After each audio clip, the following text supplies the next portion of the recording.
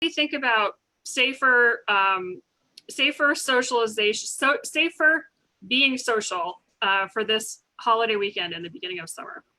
Yeah, this is a big issue in Wisconsin. So I live in a different part of Wisconsin, in Milwaukee area, and we've already opened up in the suburbs over here. So we are moving from the safer at home order, as many states are, which was an effort to have a population level wide intervention that stopped transmission of infection.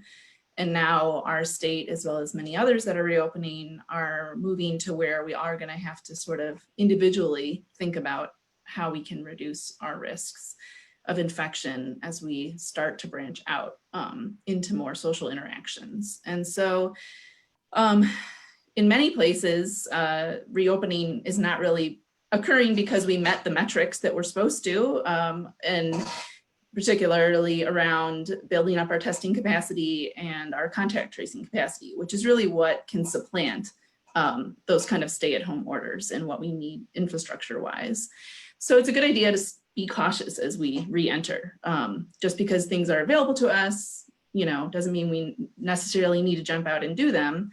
We can be more strategic in how we sort of re-enter into activities and interactions. And so something that we talked about on Dear Pandemic on some of our posts was this idea of expanding our bubble. That's a good way to start. So if you have been isolating with people in your household, you might find another household that you can sort of join with and make a bigger bubble. And we talked about some of the things you want to think about. If you have children, this could be a way that, childcare centers and camps may not be available right away this summer, or if at all. So what are we going to do if we have to keep working from home? And how are we going to entertain our kids who are no longer doing distance learning? And can we just sustain what we've been doing for 2 months with, families trying to juggle all of that?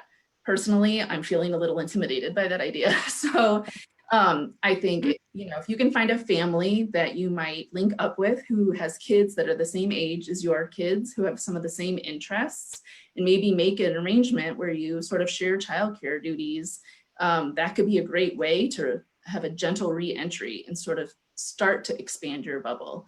I think it would be important to set ground rules. So what does it really mean? Who else are you socializing with or not socializing with? Will you see grandparents? Will you, let all the neighborhood kids come over in the backyard and have popsicles? So you want to set those ground rules so there's no disappointment or confusion over what exactly you kind of are agreeing on, and you probably need to revisit them over time as well.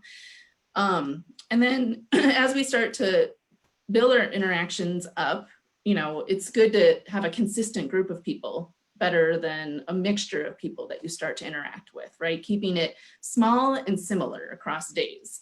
And that, prevents some of the cross-pollination in our communities that we're worried about will lead to community transmission. And it makes it easier if for some reason someone in your bubble got exposed. It's much easier to recall who you were in contact with when a contact tracer calls you. So these are like some of the ways, if we want to step out slowly and carefully, that's one option that we could consider.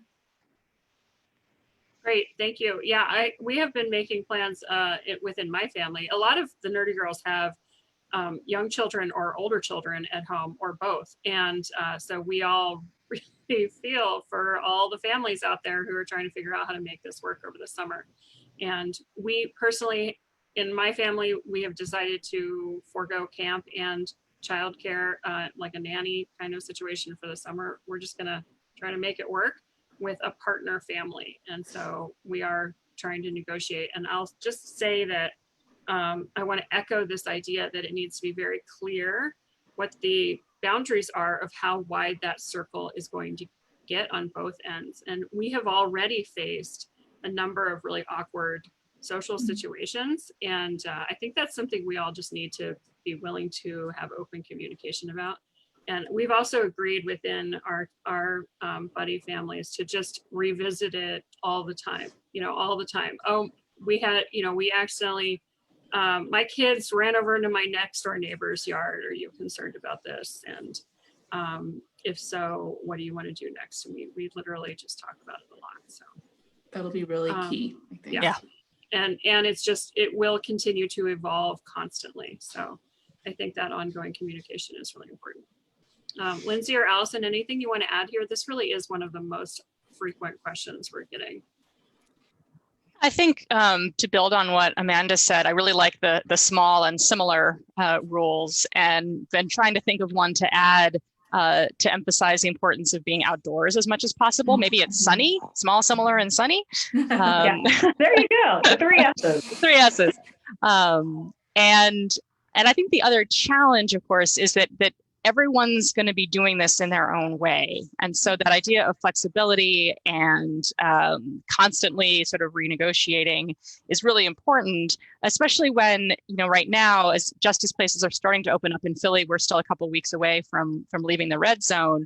You see people outside kind of cheating, and it's hard to know sort of what to do when like other people aren't doing what they're supposed to do, and just remembering what we do and don't have control over in our lives, I think, is an important piece.